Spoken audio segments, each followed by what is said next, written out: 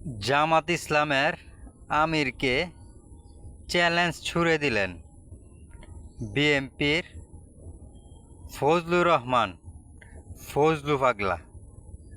আগে একটু শুনি, তারপর বিস্তারিত কথাগুলো শুনে যাবেন। আমি জামাতের আমিরকে চ্যালেঞ্জ করলাম, আপনার বাড়ি তো সিলেটে 19টা এমপি সিট আছে, আপনি কোন সিটে দাঁড়াইবেন বলেন, আমি সেই সিটে দাঁড়াবো। আমার দল থেকে আমি সেই সিটে দাঁড়াবো। আর 19টা সিটের মধ্যে সিলেটে যদি একটা সিট পাস করতে পারে তাহলে মনে করবো আপনারা বাপের বেটা।